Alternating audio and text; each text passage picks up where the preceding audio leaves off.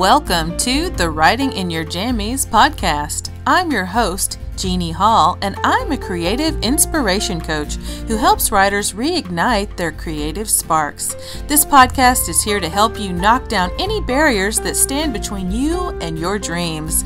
You can do it. Join me.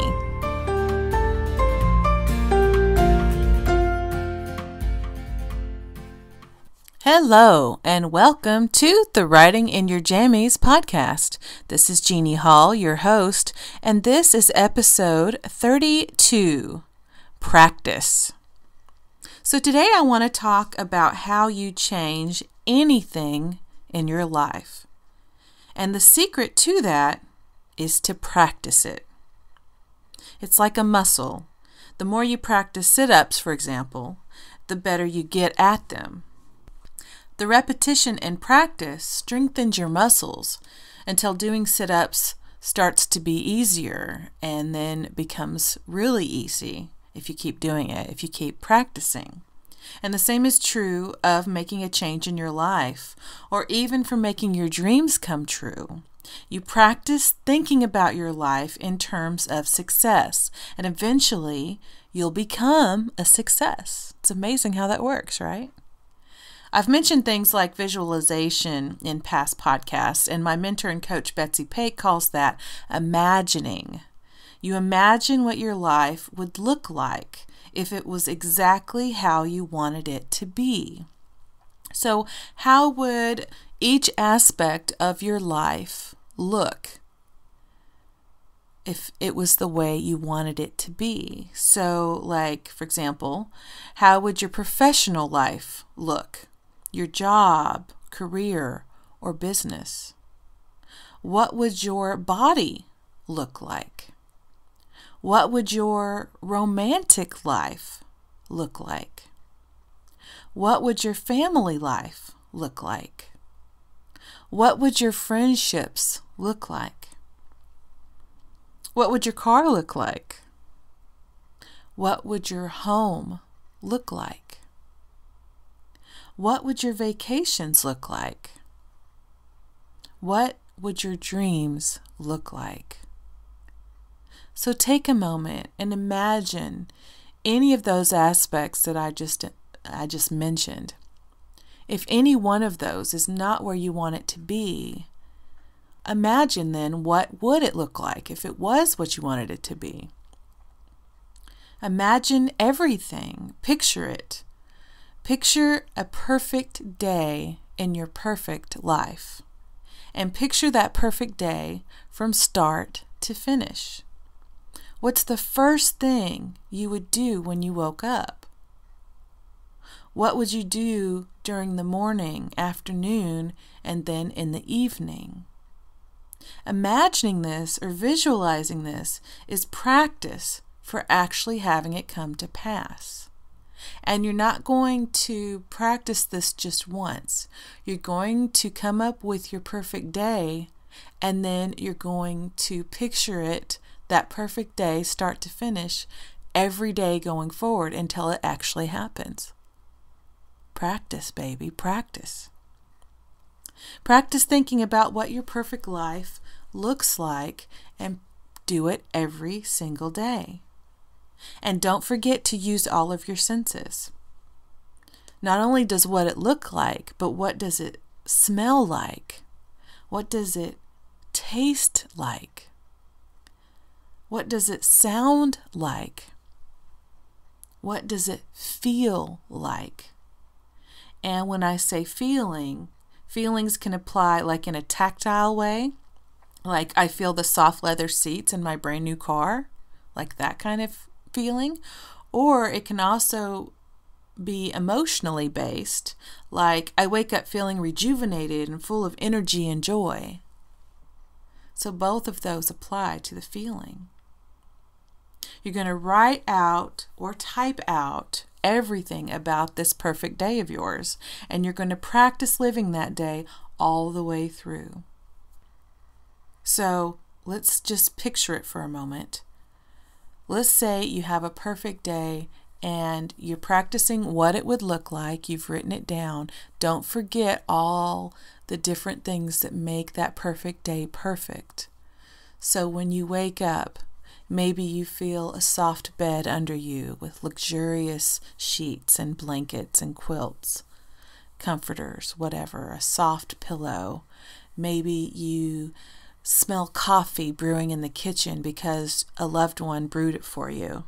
Or maybe tea, or maybe breakfast. You can smell breakfast. Someone's making you breakfast, right? Or maybe you're picturing, you can feel your heart thrumming as you get up and you go on a jog, or you go and work out. You can smell all those things. You can taste the food or the drink or the fresh air as you go to jog. Get all of those details in your mind. What does it sound like? Can you hear bacon sizzling? Can you hear your loved one humming in the kitchen?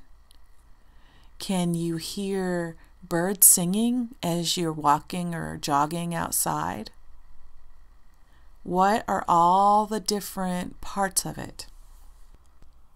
Now think about what made it perfect. What would you need to work on changing to actually make that day happen? That's the key. What needs to change in your professional life, for example, your job, career, or business? Practice doing that in your mind. There's no limits, remember? You're just imagining. It's just your imagination. You're just dreaming this up. You're daydreaming, right? So don't worry about anything. Just what might need to change to make that happen. And then think about, as you're thinking about it, do you feel inspired to do something? What needs to change with your body to become that image that you imagined, that perfect image? Practice seeing that in your mind's eye. What might need to change? And now, what do you feel inspired to do? Because whatever that is, that's important. Make sure, though, that you're in a positive frame of mind. Make sure that you're really, what it is really inspired action. Because that's always going to come from a happy, calm, peaceful, joyful, excited place. It's not going to come from, oh, I need to change my body because I'm horribly overweight and I'm going to beat myself up now and I feel like crap and what I need to do is go exercise until I faint. That's not a positive place, okay? Stop right there. That's not what we're talking about. For this to act, and it won't work, more importantly, right? This is about things that actually work. And for it to actually work, you need to be in the proper frame of mind, which means a positive frame of mind. So you have to come from a place of positivity and a happy place, and a peaceful place, an inspired place. If you're coming from an inspired place, you're not going to feel like crap, right? You're not going to feel guilty or like you need to blame yourself or need to beat yourself up. You're not going to go through some self-loathing trip of contempt, right? That is not the place where you're going to find success. So if that's where you are, you need to work on getting yourself into a much more positive, calm, peaceful place. And then see what you feel inspired to do. And that's when you're going to take action. Okay? So does anything need to change in your romantic family life or your friendships? Practicing those relationships exactly as you want them to be. What might need to change so you can get that car or that home or that vacation of your dreams? Practice seeing yourself with those things. Feel how good that feels. Feel how good it feels to imagine yourself driving in that vehicle, whatever it is, that dream vehicle. And imagine all the sensations that go along with it. Imagine how good it feels to feel like you're owning that home or seeing that apartment or a boat or wherever you might like to live, a cabin, whatever it is. Picture yourself there. Picture all the rooms and places, how it's decorated, the way it smells, what the food that you eat tastes like when you're there, all of it. Feel how good that feels and hold that feeling. Remember that feeling, because that's what you're going to have to do to actually bring it into the reality. Okay, so soon after doing these kind of things, after practicing all the feelings and picturing what it is, imagining and visualizing, you're going to start receiving some sort of inspiration. And it'll probably arrive like a new idea in your mind. It'll be kind of, it won't be some probably, it may be something real obvious that just jumps out at you. You're like, whoa. But most of the time, it's not some big exclamation point coming out of nowhere. Usually, it's much more quiet, more like a whisper in your mind. It's like, oh, you know what might be cool is if I did this. Okay, don't ignore that, okay, because that is the inspired action. If you're in a calm, peaceful, happy, excited, motivated place, then you're probably just going to have an idea. That's how it comes to me anyway. And that's how it comes to a lot of people who are successes, is it's kind of a subtle, quiet, oh, you know what'd be cool? What if I did this? That's it, baby. That's it. That's your inspired action. So either jot it down, or if you can actually do it or start to do it, if it's something really big, cool. But usually what it is it's that next small step you need to take to make it actually happen. And so follow that. As long as you're in a positive, good place, that's a good place to go, is to whatever you're inspired to do from that place. Try it, okay? Do that. And then this is the flip side of that. Be aware of this, okay? Maybe you've tried this before. Maybe you're as far along in your spiritual journey that you've already done this. You've already visualized. You've already imagined yourself living this life of your dreams or improving a certain aspect of your life, and you ran into a roadblock. Maybe you focused on your dream life, practiced having it, and started to feel icky. Right? Something came along and made you feel bad. So something might come up for you, or may have already come up for you while you're doing this. And usually it's going to be doubt or it might be fear. Okay? So if this happens, first of all, I want you to relax, because this is totally normal. Okay? Most people, I don't know if all people experience this, but I would say probably the vast majority of us have this happen. Okay, so this is what I'd like you to do when this happens. Acknowledge whatever you're feeling, those doubts and those fears. Just acknowledge whatever feelings you're feeling, whatever negative emotions coming out. Just acknowledge it out loud to yourself. And just say, oh, that tingle of fear I just felt, tightening my shoulders, is just because I'm daring to picture the life of my dreams. But it's just fear, and I'm okay. Or you can say, I feel a jolt of doubt in the pit of my stomach right now because my mind is trying to protect me from danger, but I'm not actually in any danger. Everything is okay. Allow yourself to feel what you're feeling, but also try to separate yourself from it a little. See if you can observe it and see that emotion for what it really is, which is your brain's ancient defense mechanism. Again, what's important is that you practice. Practice looking at this from a separate point of view. Whenever you feel emotion, feel it in your body, notice it, put a name to it, notice where it is in your body, and practice separating yourself from it and acknowledging what it is, and realize it's just fear, it's just doubt, it's what my brain does, and that's okay. And it's not actually hurting me. I'm not actually in danger. And that old adage is true about practice. Practice makes perfect. And the more you dream and face whatever your mind throws at you, the more successful you'll be at accomplishing those dreams. And also be aware of other emotions that might mask that doubt or that fear, because sometimes it's not something super obvious and super striking like fear or doubt can be. It might be something more subtle and quiet, like maybe when you focus on your dreams, suddenly you'll feel tired or think, God, I'm exhausted, or something like that.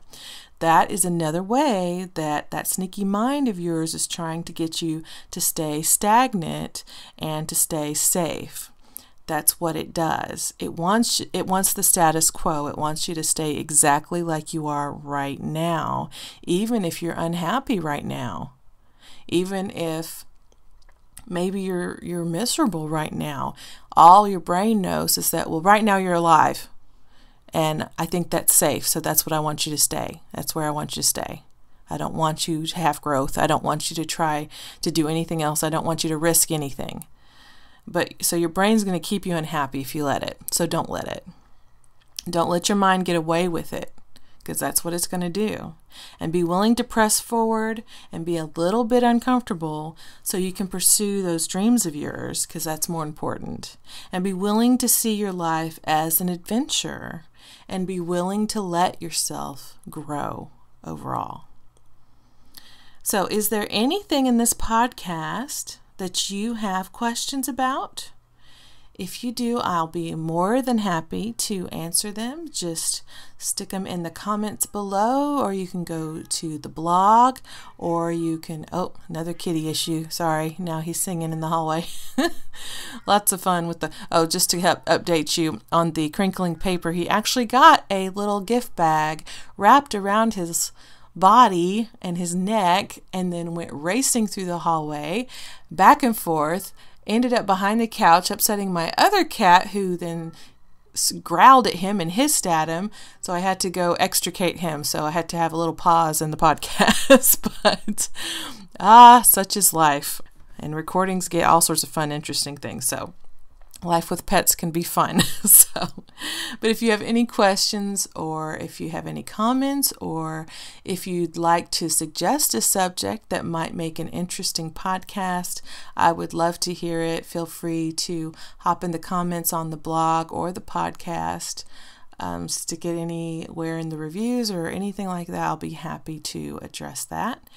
Or you can also email me at jeannie@writinginyourjammies.com, and I will stick that in the show notes as well. So I hope you all have a wonderful day, week, month, and year. Bye-bye.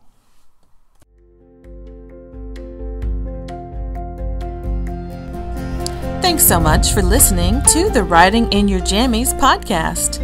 I appreciate every download and every person who has subscribed.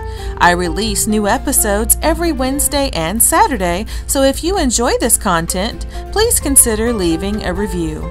The more reviews fledgling shows like mine receive, the more visible it becomes on the various podcast stations. Each review helps, so if you enjoy what I've been sharing, please help others find this show by leaving a brief review. Thanks again for listening.